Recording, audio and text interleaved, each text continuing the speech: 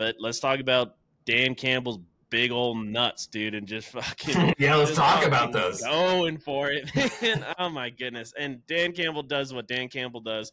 He goes for it on fourth down. I just saw this. Dan Campbell, apparently you could see him on the sideline. He's saying to go send out the field goal team. Go send out the field goal team on a 4th and 1 when they're tied. They go over to the sideline and Jared Goff's like, damn, like I kind of wanted to go for it. And then Dan Campbell with his, with this thing. Fuck it. Let's go for it. Let's go for it.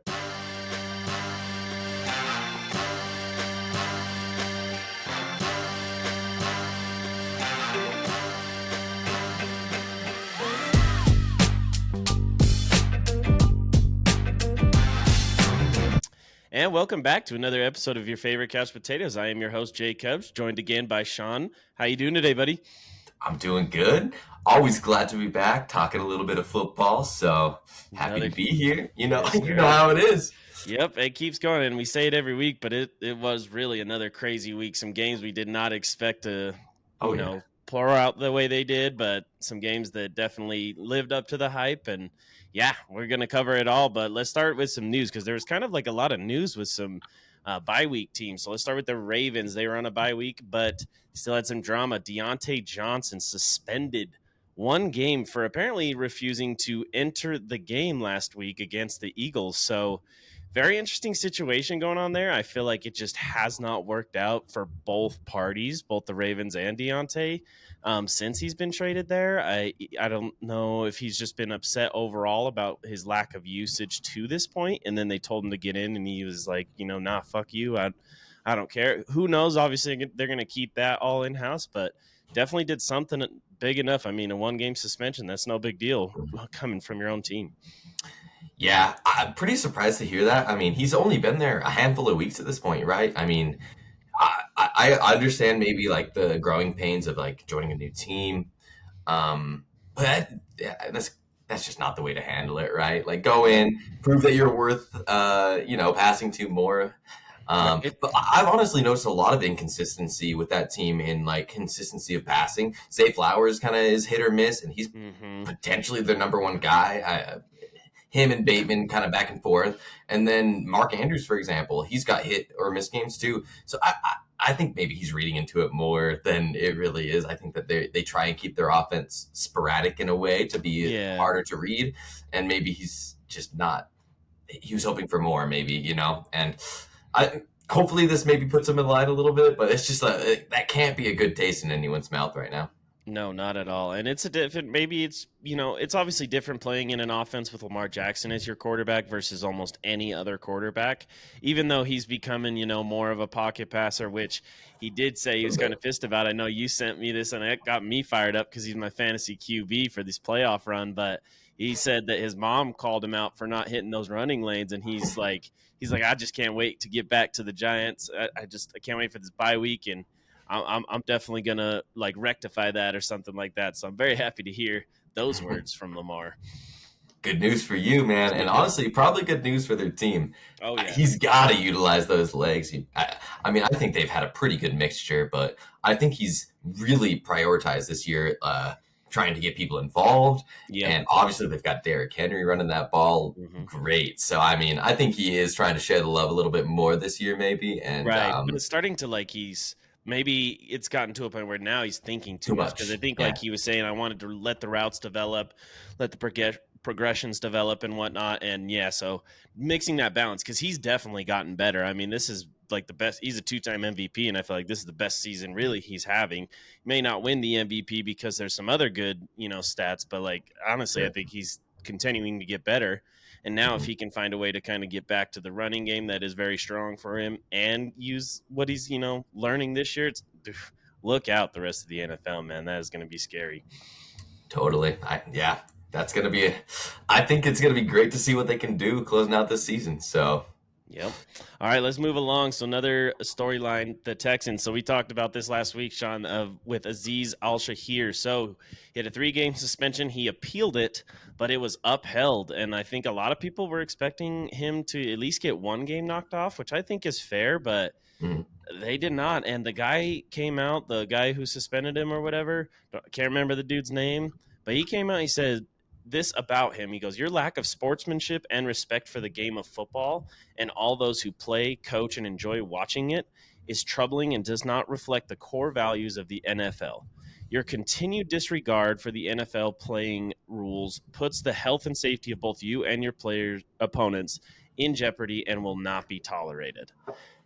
And I'm just like, wow, like that is incredibly personal. I mean, it's a professional thing. He's supposed to be suspended. I know that. I think we talked a little bit about his like head coach response to it, the GM's response to it, and they all back him. And I can't remember exactly what it was, but I feel like his GM has said like he's not been fined for crazy things. He's never been fined more than $10,000 or something like that. And that's just going off of memory. I could be a little off on that, but we talked about it in depth last week. I did not think it was that crazy of a hit. Like, it was definitely something I can see a suspension being worth it. And we all got into the, should offensive players be held accountable at all? But what a crazy statement there, and sucks for him, sucks for the Texans. I kind of feel like that 3-game suspension is a little bit too much, especially with that personal attack added onto it.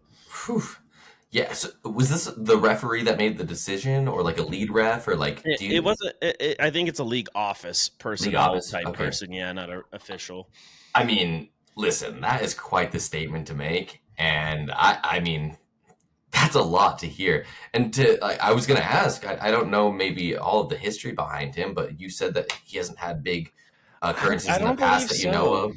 Yeah, I Uh, mean, obviously, I didn't really know about him until this suspension. To be fair, there's a lot of yeah, players in the NFL, but yeah. like I just everything I've seen since then, and like everything I've heard about him, I have not seen anything that he's been a dirty player. I feel like Mhm. if he was that bad as this guy's saying, we'd all know who this guy was Right. before this.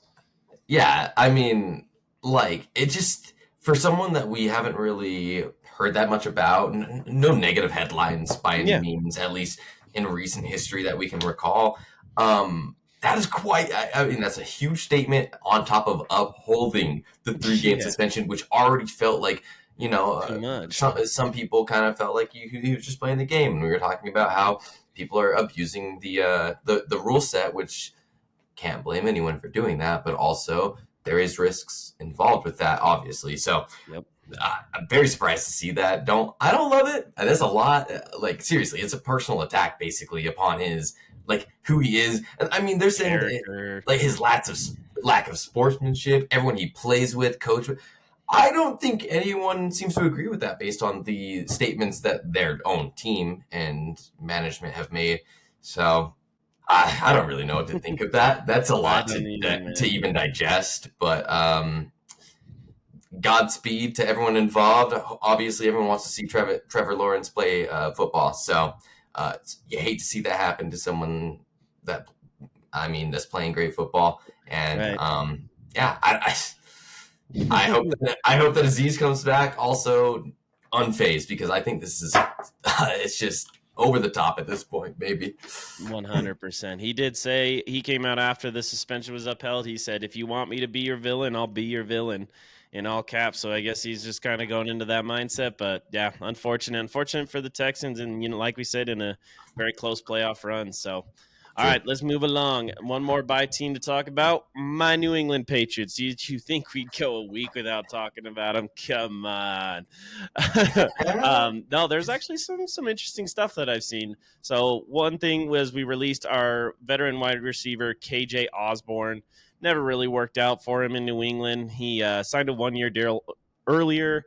We've been prioritizing the young guys, and he just kind of really hasn't been in the mix. So not really surprised there. Apparently, it was a mutual agreement to part ways. But speaking of the wide receiver market, saw a report today, just on Bleacher Report, but that they are prepared to offer the moon for T. Higgins in free agency, who he's been linked to the Patriots for a little bit. The Bengals franchise tagged him again last year, but I would take it, man. I would take T. Higgins in a heartbeat. I think that he has wide receiver one potential.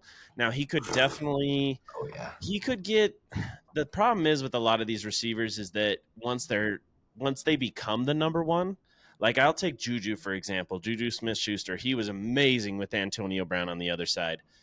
But then when he was the number one guy in Pittsburgh, like fell off and hasn't really been the same since.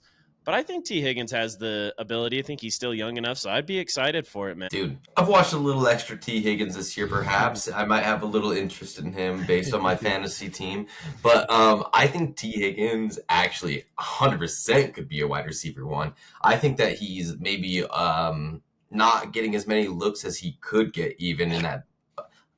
Honestly, it's an amazing offense. Obviously, you're going to spread all of those targets across.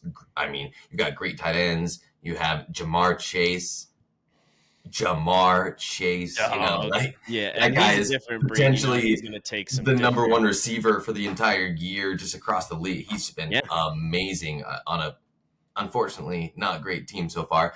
But dude, not to get lost in this, T. Higgins he's big, he's physical, he's young, and I just really do think that he could be that kind of like Metcalf kind of a guy. He's really big. He can really like handle people and like catch through contact and make moves after he catches the ball. So I think that Drake May might have a pretty good connection with a guy like that, huh? Yes, that could build it. That could start it, man. I'd love it. And if you get somebody like him, man, then you know the other receivers are just going to look better. You need a true number one in this league. And the Patriots, they have some young depth. They don't have that number one. I like T. Higgins if we are able to do that. Now, it would suck if like we offer him that moon like they're saying and he just doesn't have the number one stats, but you got to go for something, right? So Dude, that makes me think actually.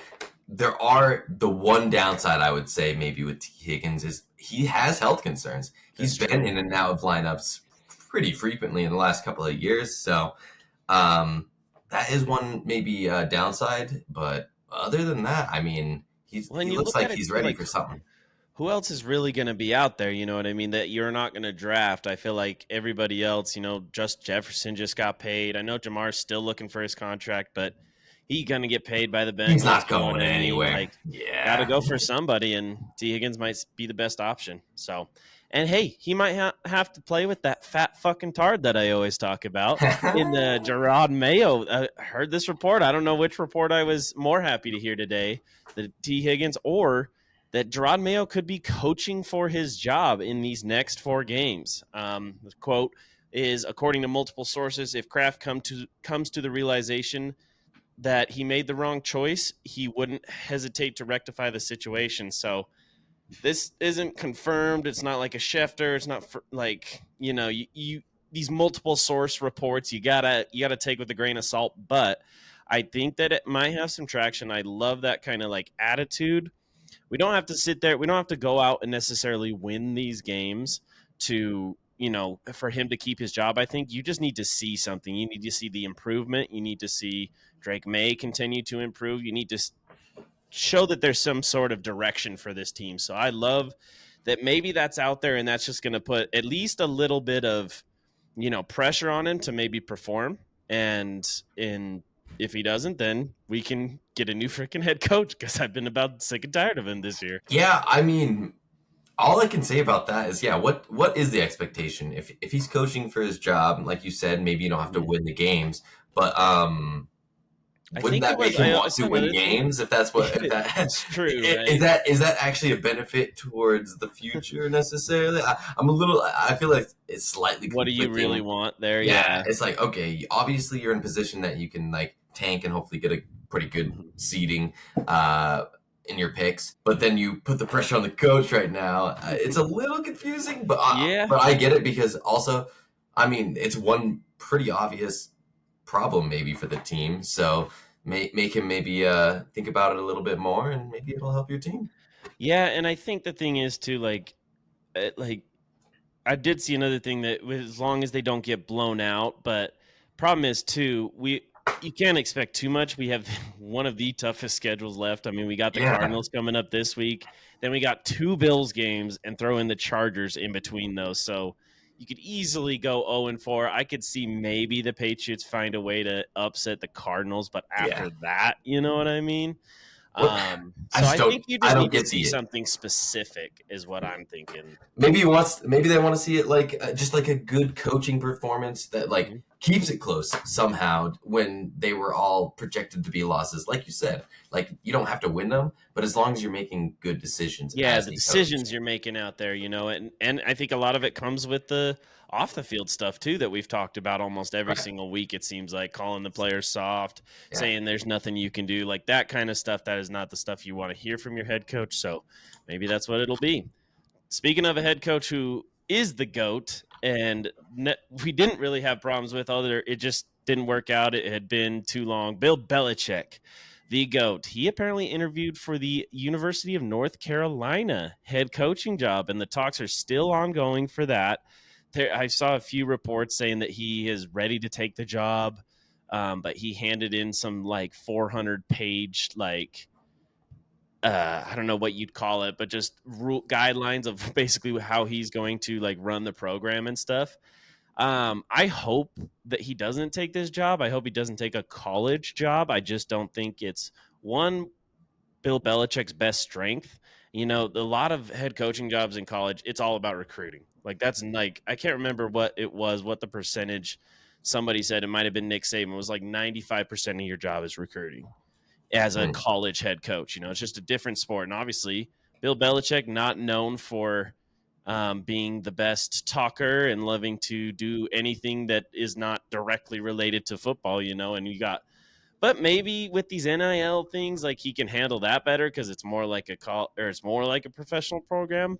But also the other thing is I want to see him get that head coaching record in the NFL, which is still attainable for him. So I would hope that he stays in the NFL and doesn't take this job. But it sounds like he's taking it seriously. He's like in his 70s, right? Something like that, at least late 60s for Late sure. 60s. Okay, I don't know. I feel like maybe he doesn't even need to coach anymore, but I think it's interesting. Also, one thing I must say is that I've seen a couple of moments. He seems to be a pretty regular guest on the Pat McAfee show.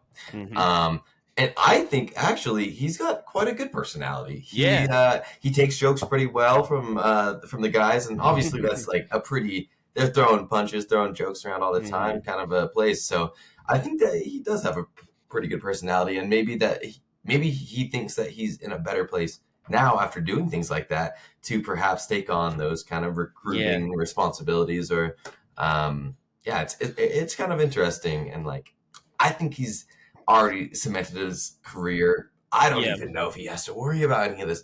Just take it easy, I hop on some shows, maybe a yeah. podcast or two, man. Take it easy. Take it I think he easy. likes it. Yeah, like you said, he's on the Yeah, McAfee show. He's on the Manning cast for the first half, I think. that's right. Almost Oh yeah. everyone's they do. And then he has his own podcast, the Coach Podcast or something like that. It's Mm, kind of interesting. Like he goes through it more in depth, like more real football kind of like scheme and all that kind of stuff. he It's just pretty good, but he just yeah, I loves think himself some football. I he think, sure man. does. And that's the thing. I think he's so competitive that like maybe this is a bargaining tool. And I think he really wants that record. Even though he, is looked at as the best and you can't really argue that he's not. I think he wants the all-time wins record and I think he would want to go back. There's so many teams that are going to need a head coach like he could take any one of these jobs, I feel like. So, I don't know. We'll definitely have to keep our eye on it, ears to the ground and see what happens. But yeah, Totally. I want to see Bill back in the NFL. If not, like I think you said, I like him on air too, so that would not be a bad thing Yeah. at all Do either. more of that. Do more of Yeah. that. It's fun. It's fun to listen to. And dude, so insightful. And more people are hearing that insight when it's Hmm. on broadcast rather than in a Just in the coaching locker room. Yeah. position. So yeah, Yep. All right, let's move along to the dog shit hour, and we got love plenty to it. talk about yet again.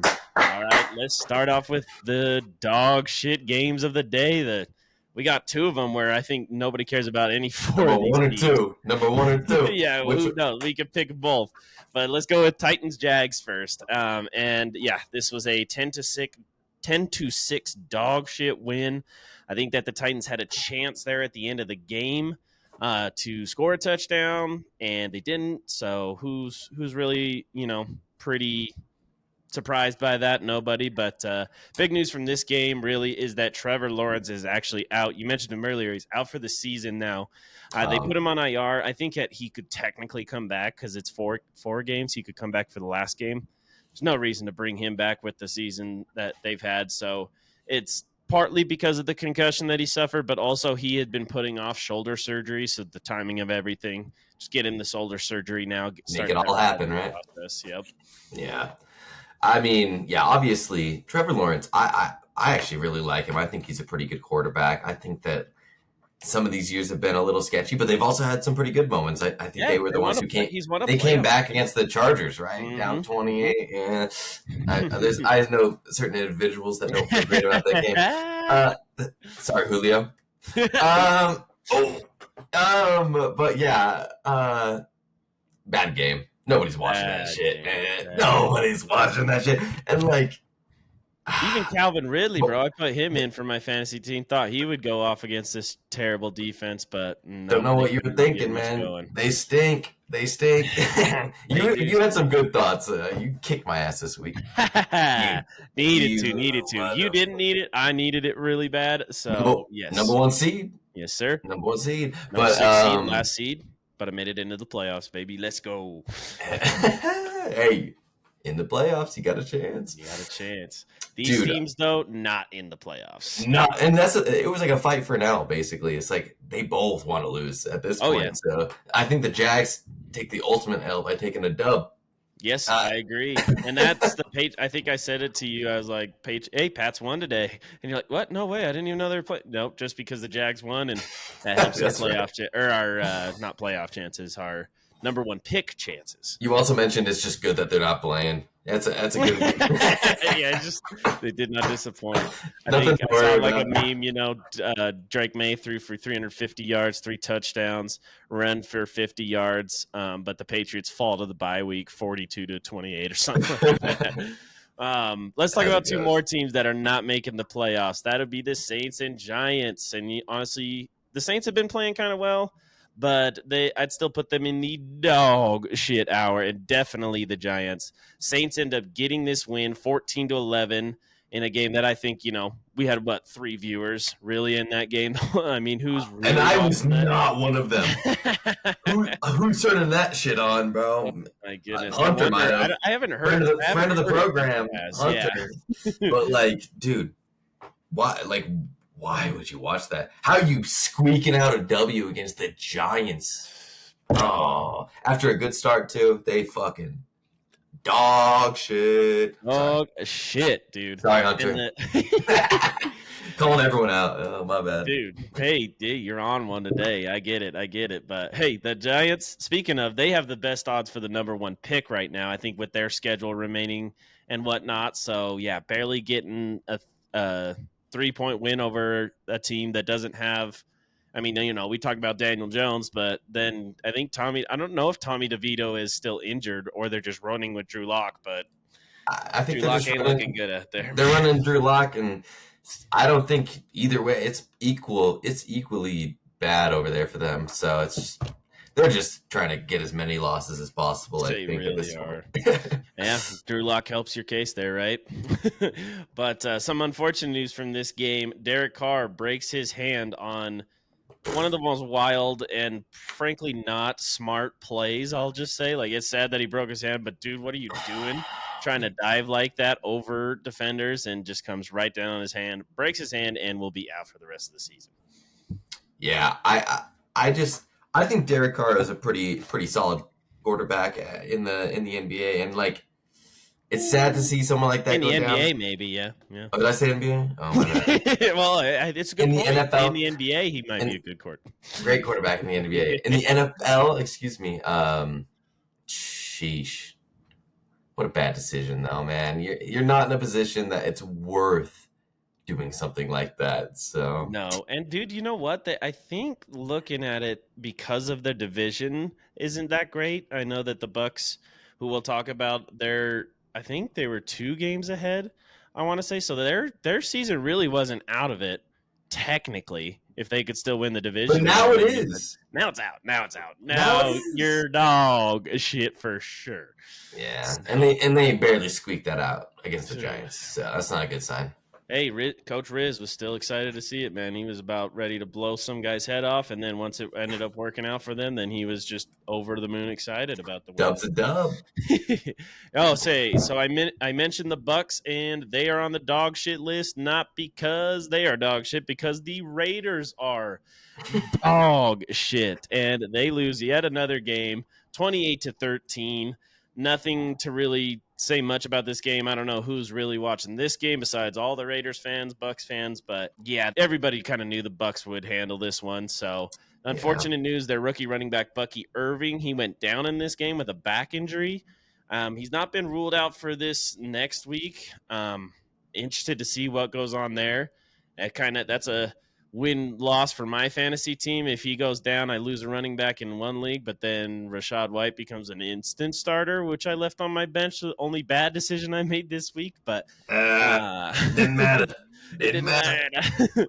But no, that would be really unfortunate. Bucky Irving, I feel like has become definitely their number one, like especially true running back. Rashad White's really good pass catcher and everything like that, but yeah, hopefully he's going to be okay. And then getting into the Raiders, they are the team that right now has the number one pick, and but they don't have the best odds. So yeah, but going off like the percentages, win losses on the rest of their teams, Giants are the ones with 41% probability to get it. Pats at number two with 22%, and then Raiders at 16. So apparently Mhm. they're so dog shit they can't even win the dog shit race.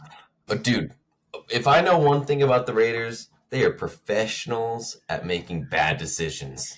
Like in the last few years at least. So I mean, I could definitely see them accidentally winning a few games to ruin their chances. That's That's totally on on brand. brand. That That's is on totally brand. on brand. I that's all I can say. I know some diehard Raiders fans, and they would agree with me at this point. Yeah, yeah. Yep. I mean, even like I don't know. I feel like Antonio Pierce might not be the guy, but if they end up winning a couple games, look good, and then all of a sudden it's like, all right, let's give him another year. Let's keep him, and then they have the same season next year. It's the Raiders way, baby. It's the Raiders way. It's Raiders football. So, all Yeah, right, dude, let's definitely. move along to another franchise that has been historically dog shit and is really good at making bad decisions. That would be the Chicago Bears. They are dog Oh. shit. And even made another mainstay we've had on this hour, which is the 49ers as of late, look pretty good. And they crushed the Bears 38-13 in this game.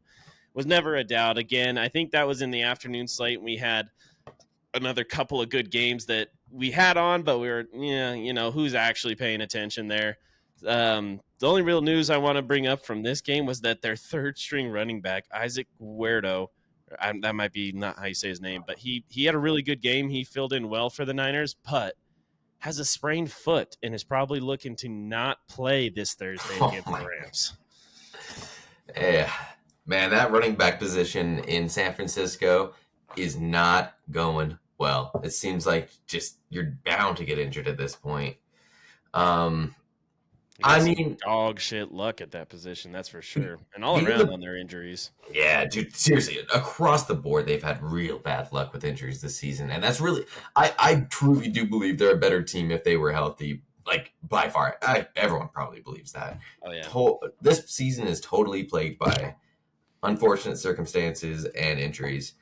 Um, Beating the Bears isn't that hard to do, but they crushed them. So I Yeah, mean that shows very that convincingly. they got something going on over there at least still. Like they can make it happen even without some of their best players. But It's I not mean necessarily last over week they yet. got totally smoked by a good team in the Bills. Yep.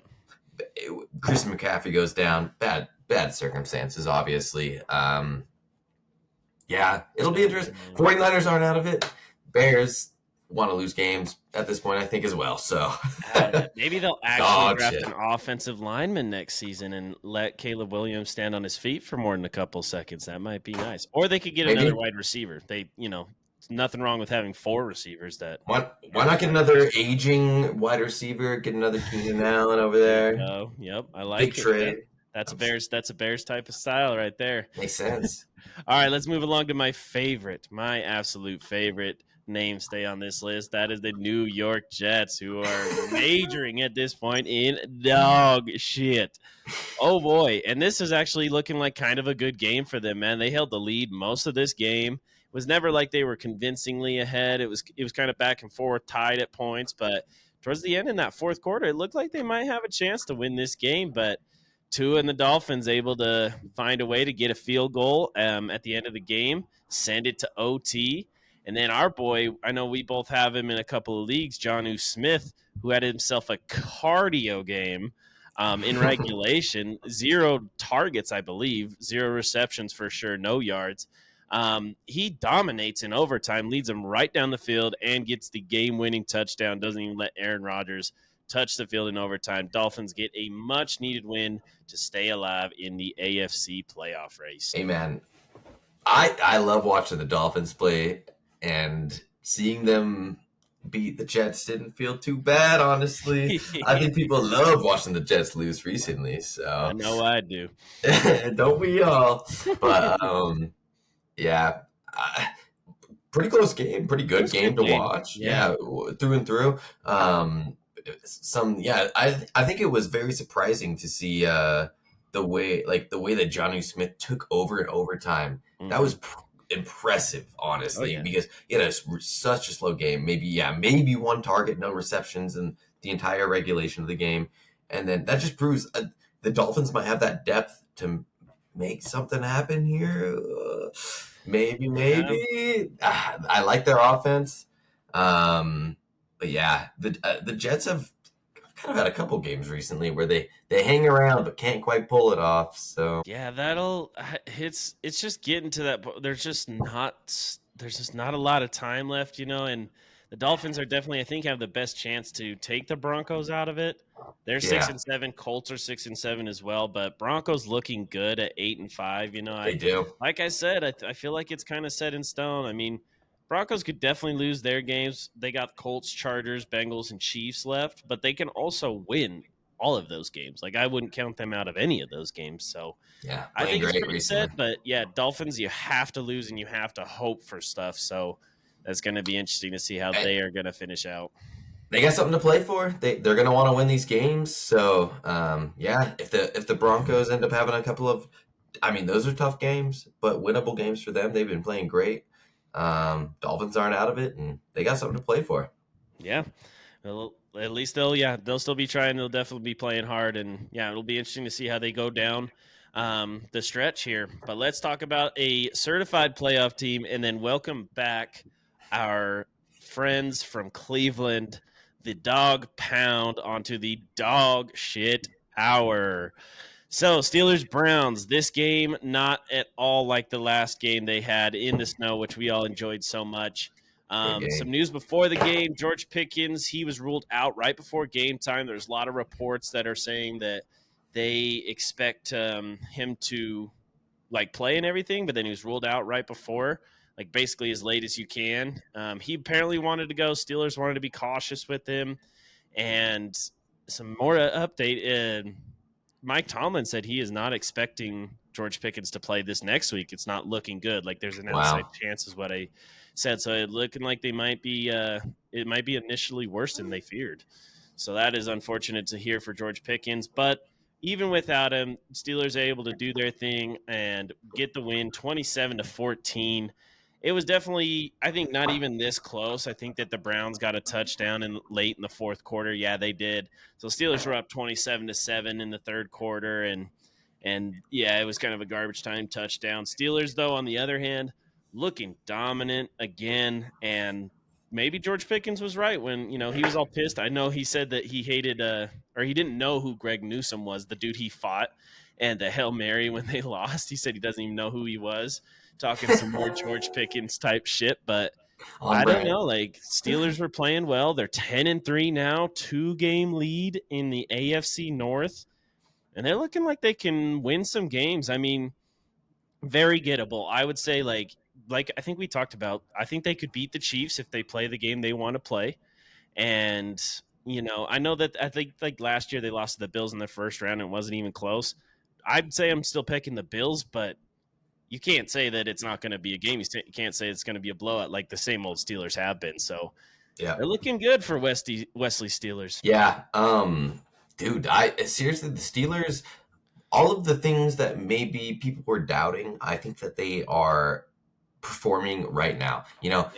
They were kind of getting a little bit of slack for it. It was mostly defense making sure they won the game, maybe. And like seriously, their kicker, Chris Boswell, Dog. dude, his offense has been insane for them all season. I can vouch. But he just like all of those issues that you saw where maybe they weren't having the best offensive games. They beat the Ravens with only field goals. They're scoring touchdowns. They're scoring points right now. Yeah. So I think And the I, Steelers are legit right now because they do have that like backing of strong, hard nosed defense that's always there for you in oh, a yeah. game. Maybe against the Chiefs, for example, where if you can really shut down their offense, that's huge. So yeah, Steelers are looking good, and I gotta at least mention how much I love some Jameis Winston. Yep. Oh, Such yes. a great guy to always have playing the game of football. But yeah, I couldn't make it happen against a really good team. No, it definitely. And I know he had some clips again. He wasn't on prime time, didn't get shown as much, which is unfortunate. I don't care who the That's, Browns are, what the Browns teams is. I like to yeah, see James Winston on prime yeah, time for sure. But yeah, not enough to get it done. And the other thing I've heard too is like and seen is that the Steelers are playing situational football better than anybody right now, playing to the situation, and that's the things that made the Patriots and Bill Belichick so great for so long. They're not forcing things when you don't need to force things. Punting is okay. Playing the field position game when they need to. Like, in this game, I don't believe Russell Wilson had crazy stats. Yeah, he only had 158 yards passing, but two touchdowns. not a great game at all, really, like Yeah, statistically, but zero it happened. picks, only one sack, and when you're not taking those sacks, when you're not throwing those interceptions, Jameis Winston, two of them, three sacks, you know what I mean? That Yep, stuff changes the game. Those kind of plays changes the game, and it yep. might not show up on the stat sheet quite as much, but it's Mhm. definitely going to be more important. The Steelers, Mike Tomlin, obviously, I think I would might put him as my coach of the year, even though there's been some really impressive performances to turn around a team that a lot of people were predicting to be kind of the same old Steelers. You're talking 9-8, 8-9. How good is Russell Wilson even? How good Justin Fields? Like they're not. They still don't have good quarterback play, and now look Yeah, at him. So uh, you make a good point here.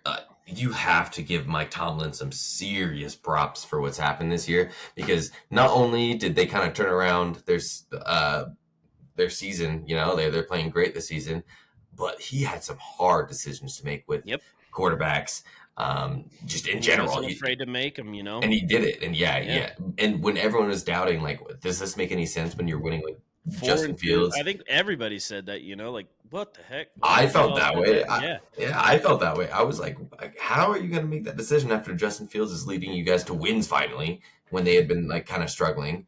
yep. Um, yeah, crazy decisions, correct decisions. It seems like, man, he's making some good coaching moves. Yeah, Russell Wilson only lost one game since they, have come in there. So it's Playing awesome, good. man. All right, let's move along to another mainstay on the dog shit hour. He specifically making an appearance on this. But he plays for the Atlanta Falcons, who are looking dog shit as of late, and that is because of my guy Kirko Walmart Chains turning the ball over like he does, throwing two picks in this game, never really getting the Vikings a chance or the Falcons a chance, and not giving himself a chance to get revenge, I guess you could say. I don't know if he really feels that way, but Vikings win big, 42-21. Very dominating win. They haven't had many of those lately, I feel like. So huge for them, move up to 11-2, and this was a crazy game for that offense and Sam Darnold too. 5 tutties for Sam Darnold, 3 to Jordan Addison, 2 to Justin Jefferson, snapping his longest streak without a touchdown. So awesome to see for those Vikings, especially they come out and they get a dominating win when I feel like I said, they haven't really been dominating much as of late. And yeah, look at them, man. Still just one game behind the number one seed in the NFC. And who's picking them out of the NFC? Nobody. I feel like nobody's really picking them. Everybody, all the eyes are on the Lions. All the eyes are on the Eagles. They definitely got the talent. They got the coach to. That's another coach of the year candidate right there to make a run in this postseason. Yeah, man. Another situation of a team that like they were kind of winning close games for the most part. They just had themselves a great offensive game, and that's gotta feel good for that entire team right now, going into closer and closer to the playoffs here. Um, they're playing good. It's like undeniable. Sam Darnold, crazy game. Addison, crazy game. You can go to anyone. Justin Jefferson, insane game. It's just like across the board. Like that offense was clicking. And if that's something they can do moving forward, they got to start getting a little bit more respect, maybe, because they're making it happen. They're getting wins basically every week. Yep. And Falcons, it is a crazy talking point because they started off pretty good, but they have fallen off. And Mr. Walmart Chains himself, Mr. Kirk Cousins, might be a catalyst. He's been throwing some picks, man. They're staying with him, though. Head coach came out, and I think like you might have said it last week, where it's not like you really can go to Michael Penix this year, especially you're still in the middle of a playoff. Like, I mean, if he throws another foreign interception game, then maybe you put him in at some point, and you have a competition the next week or something. But right now, that's definitely not what they want to do. Nobody wants that. I don't even think Penix really wants that at this point. Like, it's not good for really anybody on that team. But hopefully, they're it doesn't help him at all. It doesn't help their backup. It doesn't help Kirk. It helps nobody. It doesn't help the entire team. Yeah, it makes no sense to do that at this point. You got to stick with the guy. He's a vet and someone who's won a lot of games in his career. So I mean, you gotta give him that chance to maybe make that run. So you're still right there, right? I think that the Bucks now have officially taken the division because they won that game. 7-6, and then the Falcons are 6-7. So 6-7, not officially. I meaning like it's locked up, but just they finally got over that hump, and then but the Falcons still one game behind, so everything's still in front of them. Yeah, I mean they're close. They totally have a chance to make some moves here in the last few weeks, and but so do the Bucks. So it's not easy by any means, but can't count them out quite yet. Tough game for them, though. Tough game. Yeah. All right, let's finish out the dog shit hour with a couple more name stays that stay on here: the Bengals and the Cowboys. Somebody had to win this game, right? Well, it was a pretty good game, actually. Very entertaining the whole way. And like you talked about, Jamar Chase had himself a day yet again. I mean, I never see a dude that gets these like long touchdowns where everybody's around him and he's just fast enough, out angles everybody, and gets these long ass touchdowns. He finishes 14 receptions, 177 yards, 2 touchdowns on the day, including one that was the game winning touchdown. A lot of people are saying, why didn't he slide? Why didn't he slide? He even said, I just wanted to score. So shout out his fantasy owners there. But this was all set up at the point that there was a tie game. Cowboys block a punt, and then they touch it off a blocked punt. I don't think I've ever seen anything like that in my life. Only the dog shit Dallas Cowboys would do some shit like that. Imagine blocking a punt and it goes absolutely terrible for your team because one of their players, and the thing is too, it wasn't like it just like brushed off his arm. He was in the way. He tried to get it. It was, he was put in a weird situation where it was coming right at him.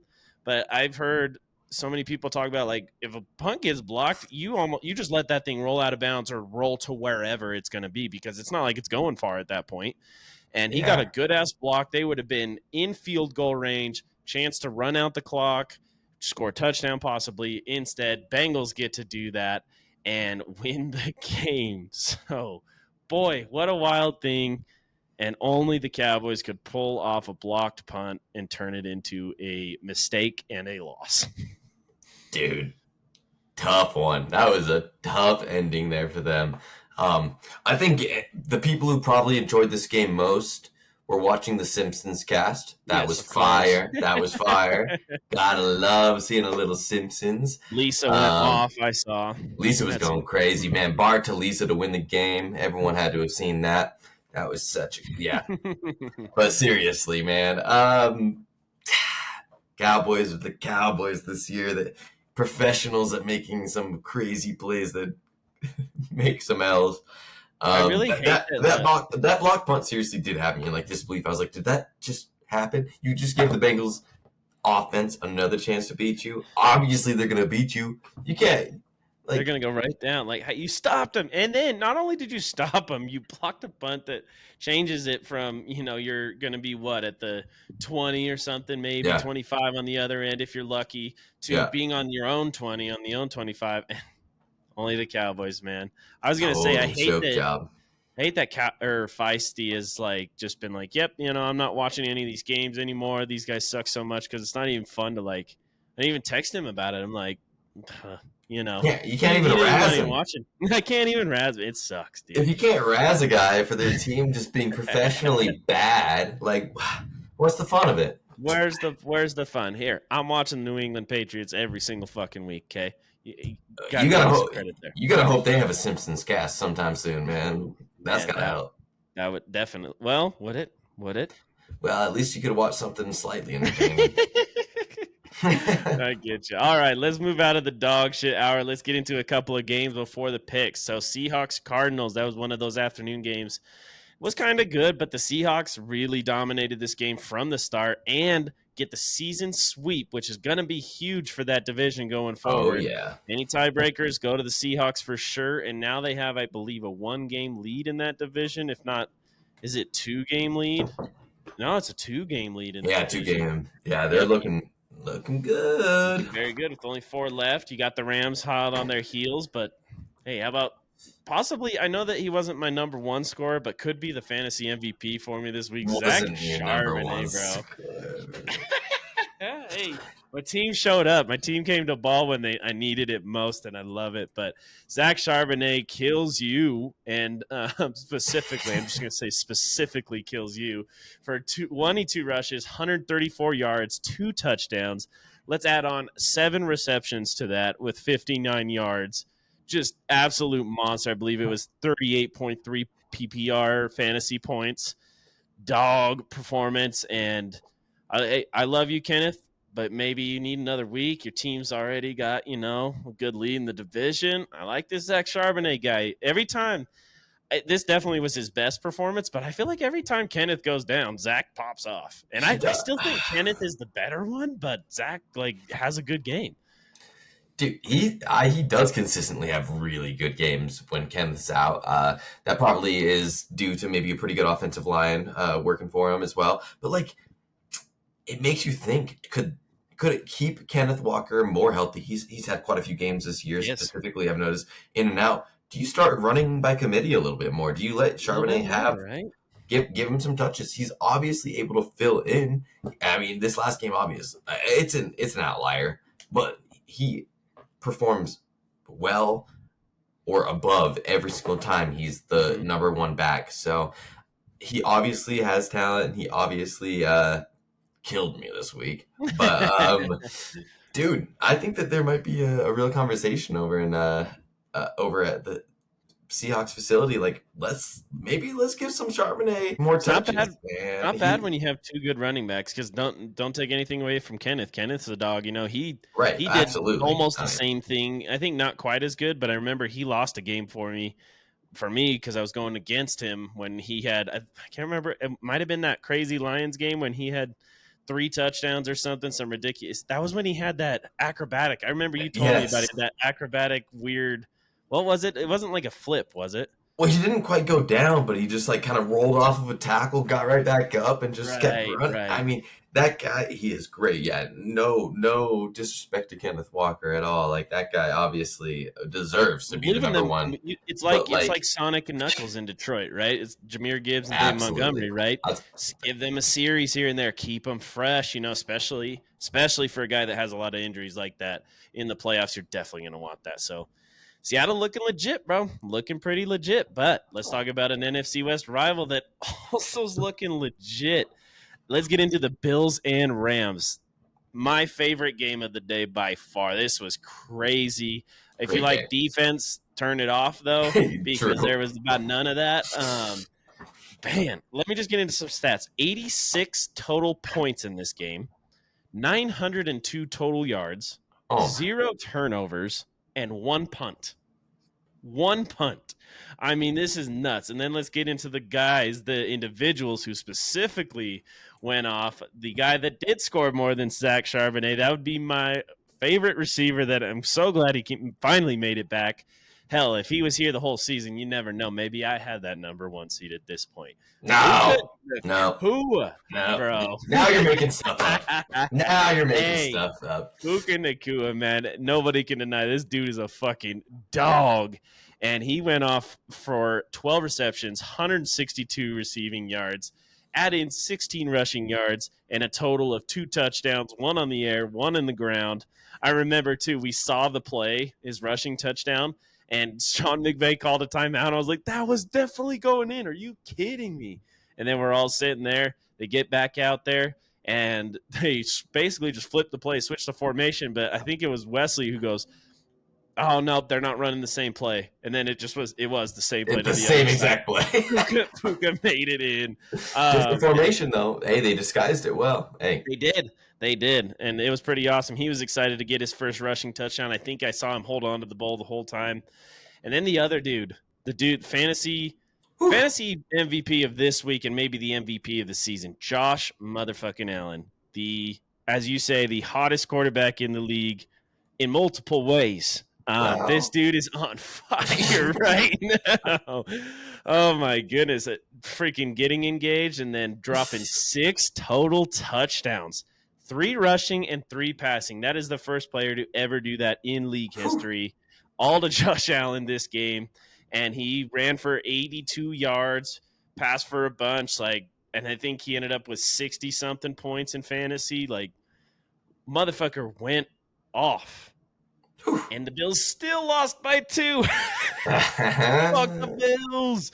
Rams, dude, get the 44 to 42 win. What a fucking game. It was an awesome game, right? I mean, yeah, not a whole lot of defense to talk about here, right? But the offensive scheming and just constant action, 44 to 42, like you said, 902 yards total across the game. Insanity. I mean, it was just top to bottom, such a crazy game to watch. Josh Allen having 6 total touchdown contributions. Nuts, bro. It's like unheard of. Absolutely insane. He played a great game. So many people played great games. It was just across the board. You can't say the Stafford didn't have a great game. He was passing great. I mean, he led them to that win. So, yeah, Puka Nakua really goes off for him. Unbelievable, like, to watch. It was just seriously offense through and through. Like, you couldn't stop seeing big plays. No, and I think the one mistake you could definitely highlight, and definitely everybody's going to talk about, is at the end of the game when they go for a tush push, no timeouts left on 1st and goal. Now, obviously, the Bills, I've said, like, are the second best team. Obviously, the Eagles have it down pat. Bills have the second best, with Josh Allen being as fucking massive as he is, makes it easy. And Tom Brady was pissed about this too. Him and his sick ass voice that you could clearly hear the whole broadcast. But he was like, dude, you just got to throw it 3 times. Go for it. If you don't get it, you can still kick the field goal, save the time. You have all 3 timeouts, which is not going to force you to kick an onside kick, which they did. So they went 2 straight tush pushes, didn't make it in on the first one, called a timeout. I even remember saying, man, just fucking line up and do it again, and still say that timeout. I feel like even if you lose maybe 10, 15 seconds, whatever it is to do that, it's going to be more valuable to have that timeout so they can't run it out. But that's ended up costing it for the Bills and giving the Rams a win. Yeah, man. I obviously picked the Bills to go to the Super Bowl, so seeing them kind of struggle there against the Rams was maybe a little surprising to me. I think their defense in general hasn't been. I mean, that was not a great showing for them, but they've been better, I think, Yeah, overall as a defense. yeah. But yeah, when it came down to just really just a shootout, they fell a little short there. So something that they could potentially see in the playoffs. That's not great to see Oh, great. for Well, them. they got the Lions coming up this week, and That's the that's test. gonna be maybe game of the week. But then after that, you're talking Patriots, Jets, Patriots. So They're fine. you got one real test left. You got the They're Lions, fine. obviously, but the Bills. I don't think it's anything to worry about losing a great game like that. But Nah, no. It was speaking of close. the Lions, dude, let's get into your picks for this week. Oh, sure. Yeah, yeah. Let's get into it. So I locked in the Lions. They end up beating the Packers 34-31. Close game. Um, Exactly what we expected. And wasn't that the line? Right? Wasn't it a 3-point line, I want to yeah, say? yeah, I think exactly. Yep, it was. And You you locked in those lines. They felt comfortable about it, man. It was pretty awesome. They definitely owned the first half. They were up 17-7, I believe. But the mhm. Packers, they had a great third quarter, brought it back into contention fourth quarter as well. But let's talk about Dan Campbell's big old nuts, dude, and Yeah, let's just talk about fucking those. going for it. And oh my goodness. And Dan Campbell does what Dan Campbell does. He goes for it on fourth down. I just saw this before we went live. Richard Sherman was talking about it. Dan Campbell apparently you could see him on the sideline. He's saying to go send out the field goal team. Go send out the field goal team on a 4th and 1 when they're tied. And I think there was still a minute or so left.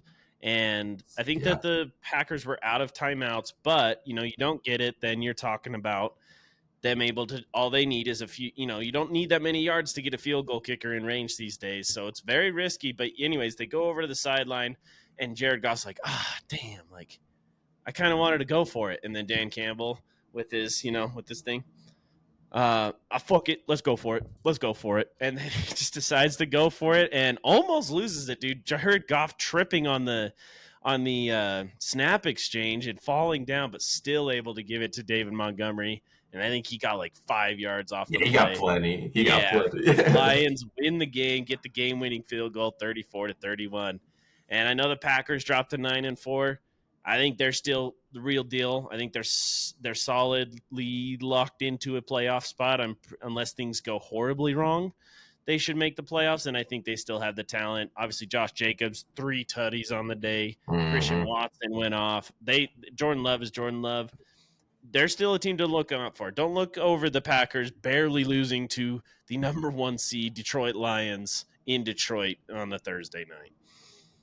It was a great game. Another great game out of the week. I think that there is nobody willing to be more aggressive on their play calls than Dan Campbell with the Lions, and I just think that it's almost instilled in the team that they're just gonna go for it. Yeah, We're out there to go for it. We want to win, and hey, we're gonna make these plays. We're gonna go for it on these sorts of situations, and it proved to give the Packers no chance. Lions get a great field position for the field goal, and they win the game off of a very aggressive play call. Something that they basically trademarked. I would oh say. yeah, yep. I mean, that's who they are. So Live by the sword, die by the sword is what they say, right? And I was a yeah, big hater on how they played that Niners game in the NFC Championship last year, because if they take the field goals in certain situations, again we go back to situational football. They yeah, might be in yeah. the Super Bowl. They might fucking win the Super Bowl. I mean, that team was talented enough last year. It's not like they've done anything crazy this year to get better. Like that. It was mostly the same team in my eyes.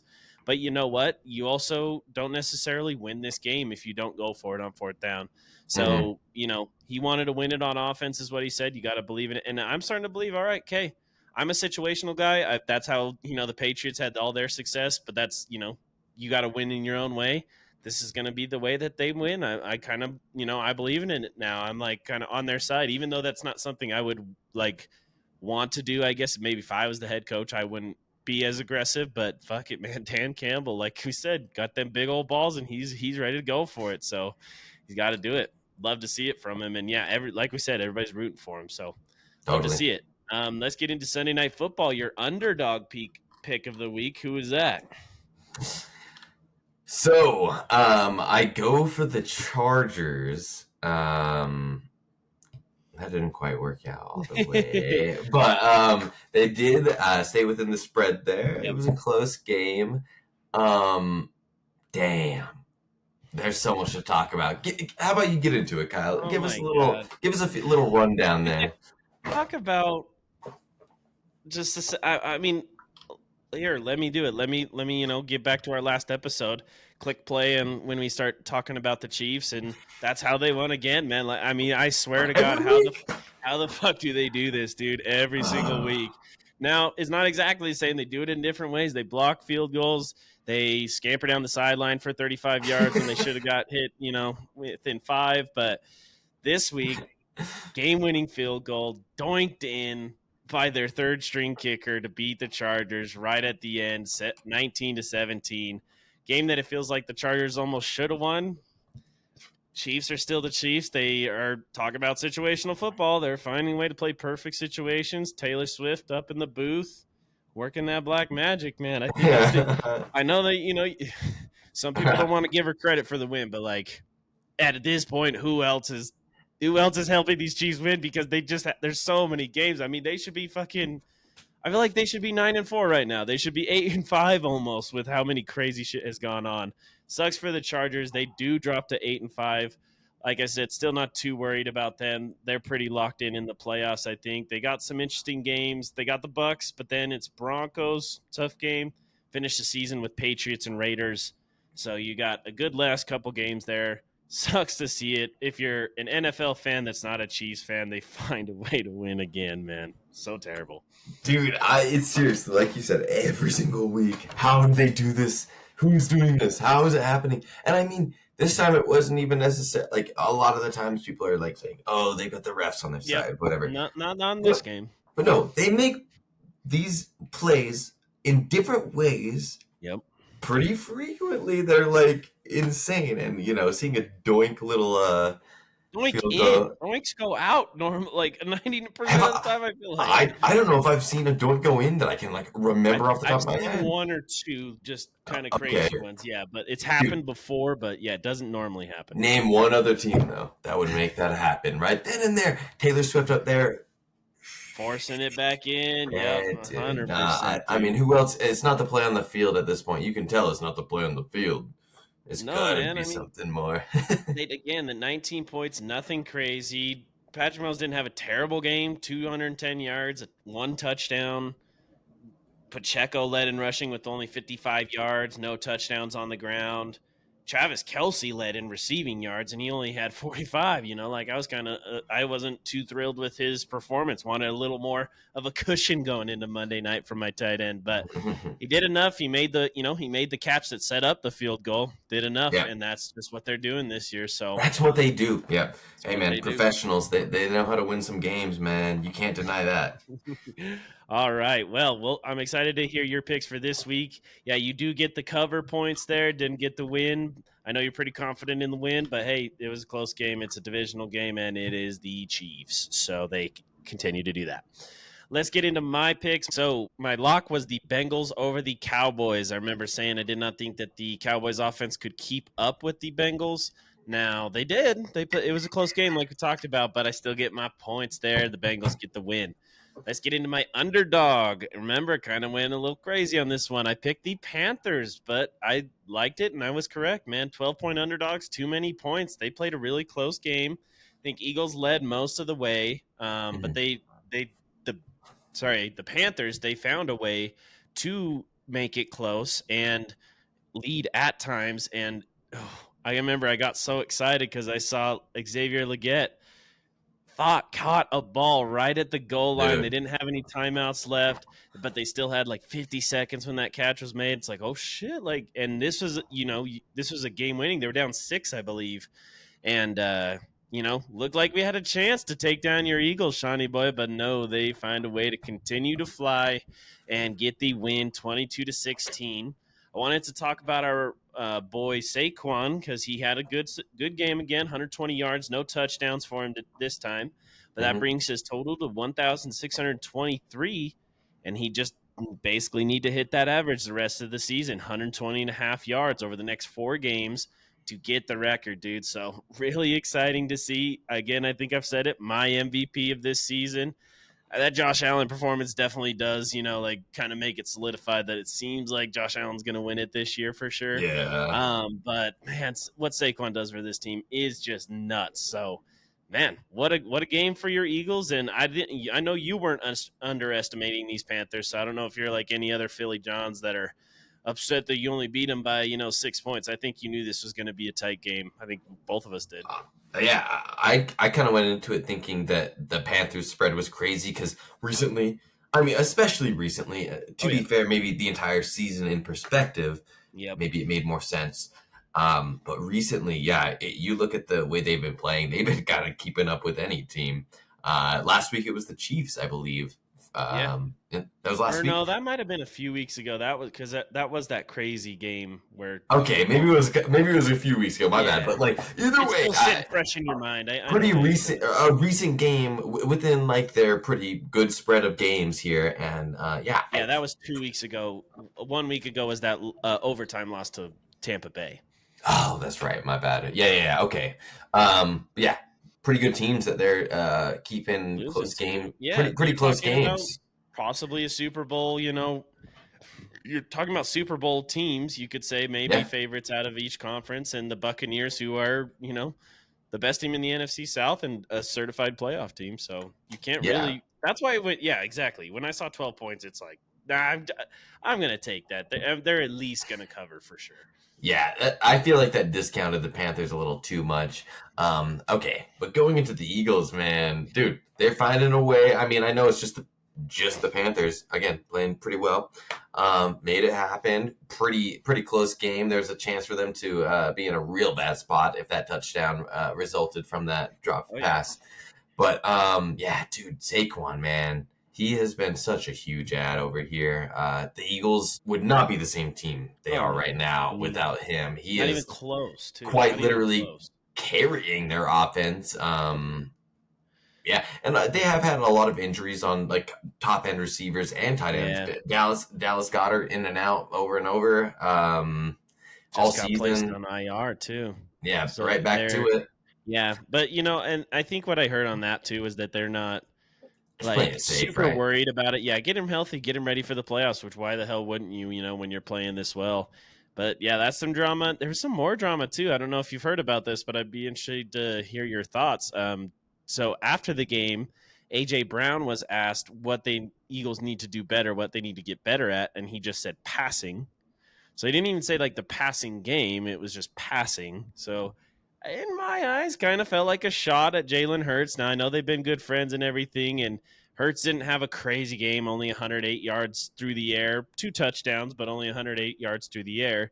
And, I feel like A.J. Brown hasn't quite been popping off like he normally has. Now, obviously, you're leaning on the running game, but I saw Brandon Graham talk about it and kind of called out A.J. Brown for saying that, and putting all the onus on your quarterback when everybody can kind of be better. Brandon Graham kind of went after A.J. Brown a little bit. I was surprised to see.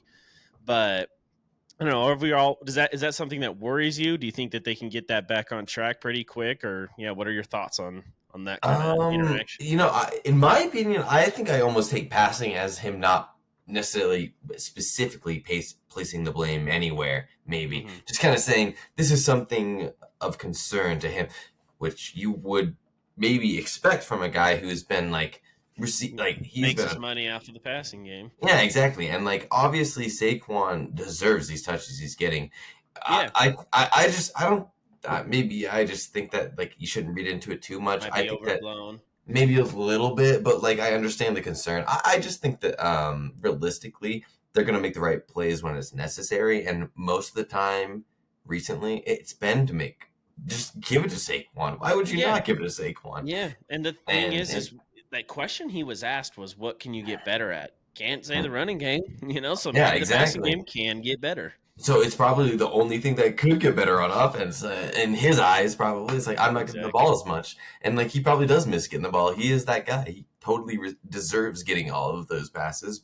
But when you have to kind of adjust your offense to having someone like Saquon on your team.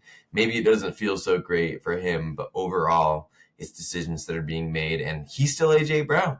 If they need to lean on some passing game, I think he You can still be that can, guy, right? especially if we So, keep Devontae Smith healthy. Like he's been out of the lineup for a little bit, so definitely they got nothing to really worry about at this point. Now, nah. the one thing maybe they got to worry about a little bit, their crosstown rival there in Pennsylvania. I'm really excited for this game, Steelers and Eagles next week, dude. I can't wait for that. Maybe we'll have to see if we can get some sort of jersey bet going again with our boy Wes and see if that works out. But no, dude, I'm really excited for that game. Philly opening as 5-point favorites. It is in Philly, so that still seems like a little bit big of a spread.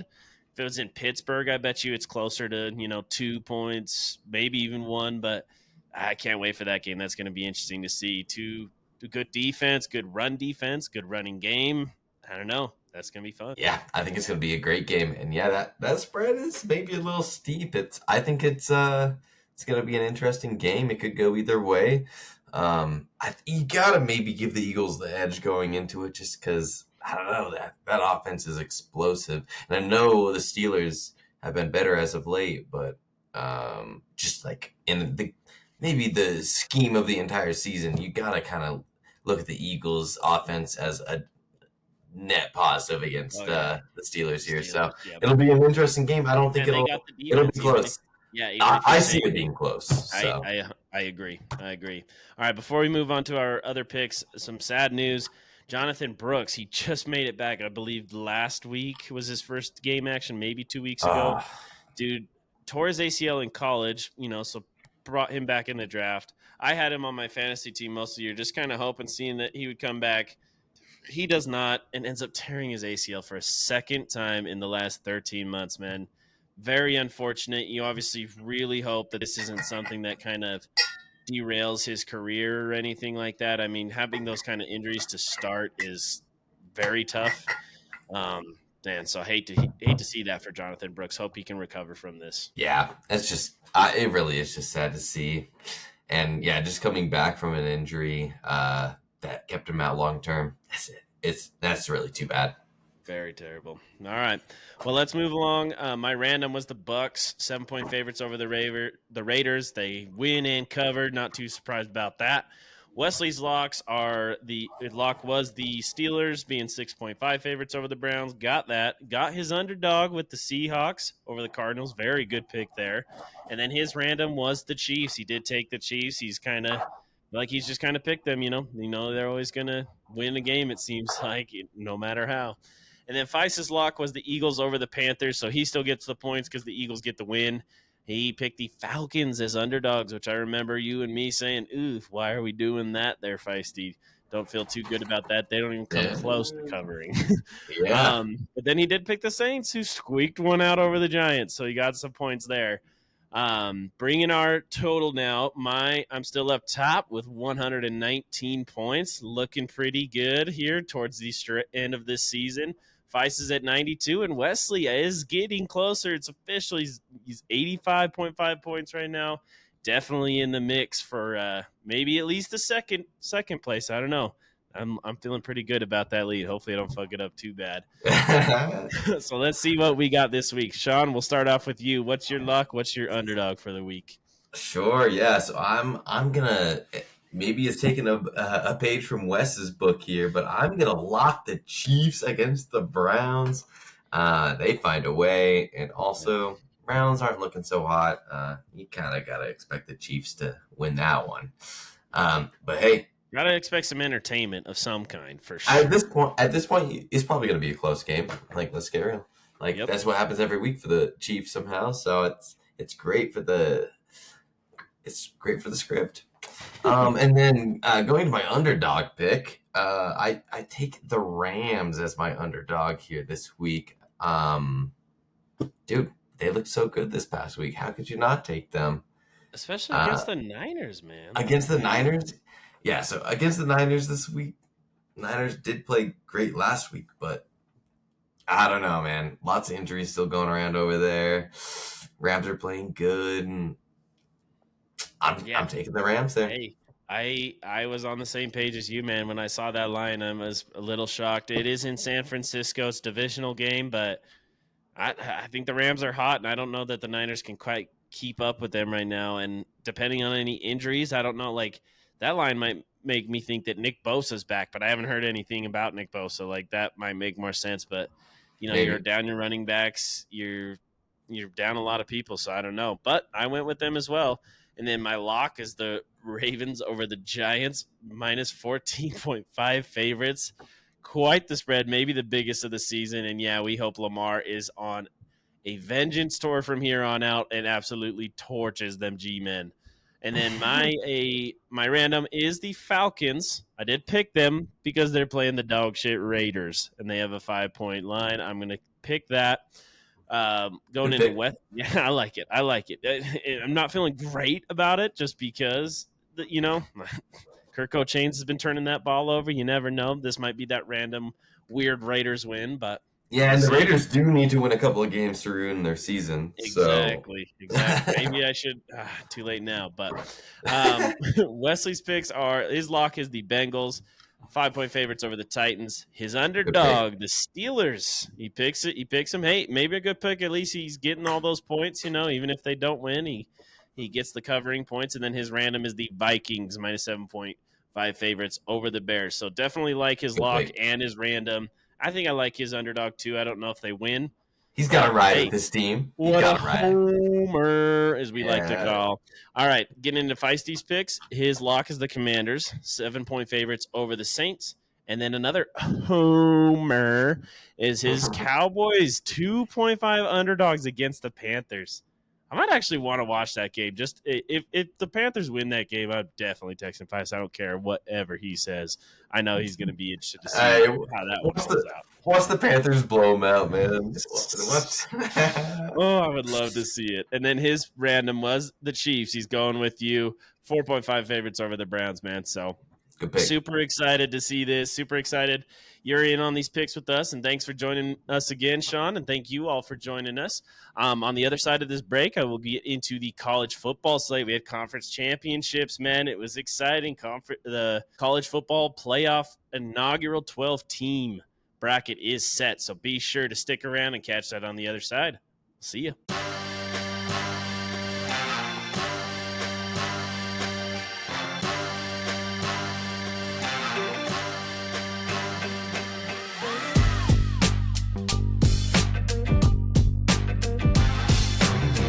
And welcome back to another little update for the college football world. And we have a lot to talk about. We had conference championships go down. College football playoff bracket is set, ladies and gentlemen. Let's fucking go. Cannot wait. Now, before we get into it, let's talk about some unranked teams. Unfortunately, let's start with your Utah Utes because there's a lot of news. So hopefully this is good news. But we got some guys in the transfer portal, so not too good. I think we got about 10. Isaac Wilson, Brandon Rose, a couple quarterbacks leaving, and Simonte Peppa, I know a personal favorite of mine, and my fiance. He went to Bingham High School here in Utah, and definitely would be sad to see him go, especially to rival stinking BYU Cougars if that's really what's going to happen. I hope not. But yeah, what a great player, what a great guy, and hopefully something works out. But yeah, unfortunate to see there for Utes fans. But maybe, a lot of this is becoming, especially on the offensive side, because hired a new offensive coordinator this week, Jason Beck. Now, he was the offensive coordinator at New Mexico this last season, and he has been a longtime head coach of BYU's Bronco Mendenhall, the longtime head coach.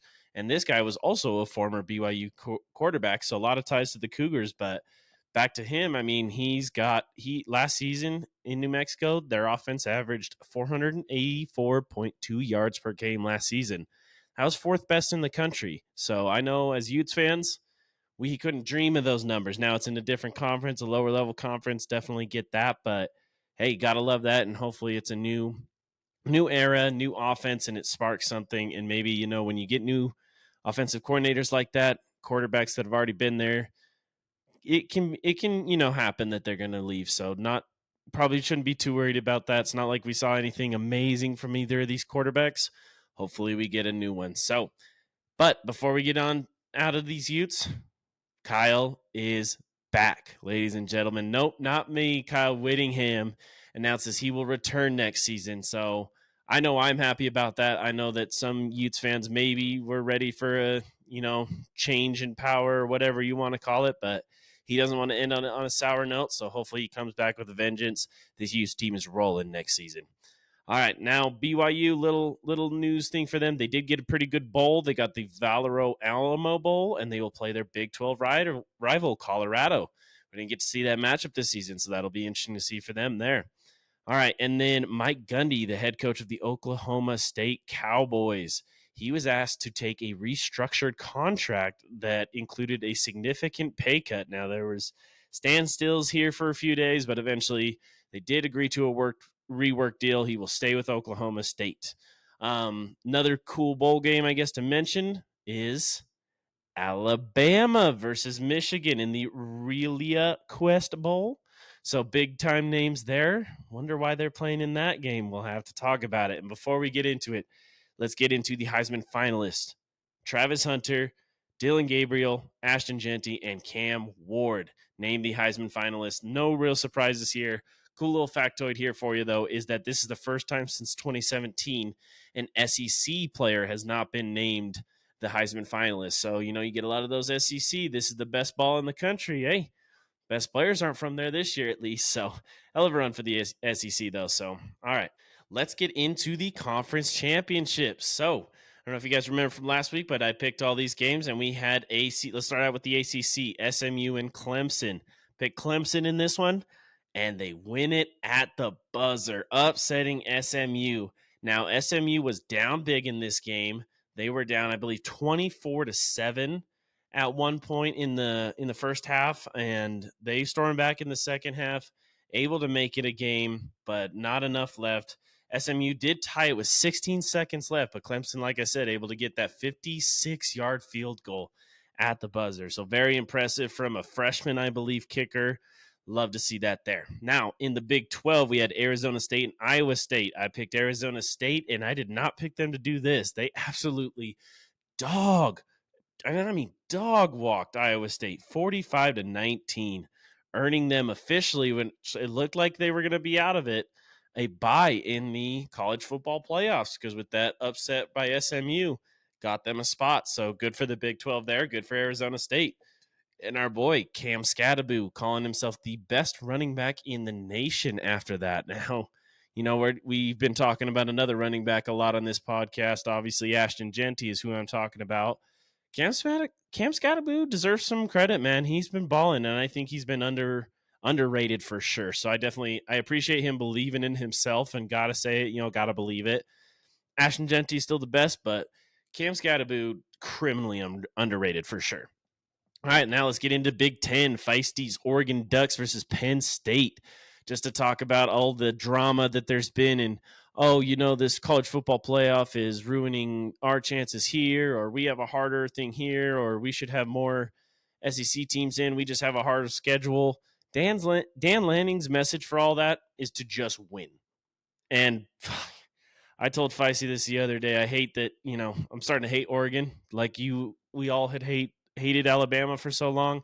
They just seem like the new walk of the talk, man. And that's all they do, is they just win. And they do it in so many different ways. They get a huge win, 45-37 against Penn State. Big offensive game against two defensive teams, really. And I mean, they hit the over in this game in the first half. It wasn't even close. So Dylan Gabriel did his thing, went off, threw for 4 touchdowns. And yeah, Oregon clinched into that number 1 seed. Now let's talk about the Mountain West Conference. Boise State and UNLV. This was kind of a close game earlier in the season. I believe Ashton Genty had one of his underperforming games by his standards against them. Not this time. 209 yards, including a super long 50-yard plus touchdown run. So to update his stats, he is now sitting at 2,497 yards on the season. Puts him 4th all-time and only 131 yards away from the all-time record, ladies and gentlemen. I know that all of us, especially younger people, are pulling for him. Now, there's probably some Bo Jackson fans that are still holding on out there, but man, what a performance for this guy this year. I still pick him as the Heisman. He might not get it, but hell, that was awesome to see. And they get the win 21-7, clinch their playoff berth and a bye for the Boise State Broncos. Now, getting into the SEC, we had Texas versus Georgia, and I picked Georgia for this one, and this was one of the best games of conference championship weekend. Very big defensive game overall, especially in the first half. I believe it was only like 6-3. Yeah, Texas had a 6-3, and we had Carson Beck getting injured on the final play of this game, or sorry, the first half, and led to crazy fumble, and then like fiasco where they fumbled it, and then Texas tried to lateral it, but then they ended up fumbling it back to Georgia. That's how the game ended.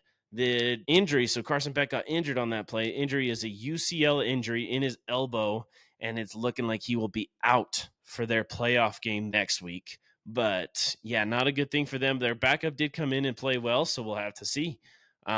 He did have to come back in, though, for the final play when they were in overtime. Georgia's backup quarterback got his helmet knocked off, which is an automatic one play you have to sit. So Carson Beck came in and handed the ball off, even with that injury, and got Trevor Etienne into the end zone to get the win. So I had a pretty good week with my picks. I had Clemson, I had Arizona State, had Oregon, had Boise, and had Georgia to win. Go far 5 for 5 in those big conference championship games. So let's finish it off with setting up the college football playoff bracket. So our 1 through 4 seeds getting the byes. Oregon, number 1. Number 2 is Georgia. Number 3, Boise State. And number 4, Arizona State. So they have earned the byes for this the first round of the college football playoffs. And then let's get into our matchups. A lot of controversy because does the number 5 seed, like Texas, have an easier road based on who they'll have to play in the bracket? They have Clemson to start it out. I think you would definitely pick Texas in that game. Number 6 would be Penn State versus SMU. A lot of people saying Penn State has an easier route than even Oregon, even after losing the conference championship. I think I would pick Penn State on that as well, but don't sleep on those Mustangs, man. I think that they'll have something for Penn State. Penn State has never shocked you, right? Never won the big game, so I don't know. And then Notre Dame and Indiana, 7 versus 10 seed. Very, very interesting game. And I know I've been a big fan of Kurt Signetti and the boys all season, but I'm going to have to stick with them, man. Indiana pulling off the upset. I'd love to see that there. And then we have Ohio State at 8 versus number 9, Tennessee. I would love to see Ohio State get upset. I know Feisty probably would too. I don't think that's going to happen. I think Ohio State's going to win that matchup. Now, the first team left out because Clemson won the ACC, so they got that automatic bid. SMU staying in. That's the big controversy. Should it have been SMU? Should it have been Alabama? Now, I think I might have mentioned it. A lot of people were thinking the same thing, that does Alabama make it in that spot, or should they? Because this is just their name. They have 3 losses, but they have big wins. I like what the committee did here. I think I like leaving Alabama out this year. You got to have a winning program. Got to prioritize wins. You can't punish a team for making it to the conference championship. I agree with that sentiment, but a lot of people still saying, you got SMU versus Bama, and would Bama just crush them? I don't know. But, the thing is about this, especially when it was 4-team, it was never going to be perfect. Now it's 12-team. It's still not going to be perfect. It's college football, but it's better. We got 12 teams instead of 4. We have more football games. Got to be happy about that. Definitely. So thank you guys all for joining me and joining us on another episode of Your Favorite Couch Potatoes, which drop every Thursday on YouTube and Spotify. And then be sure to make sure and check out all the clips on Instagram, TikTok, and YouTube Shorts.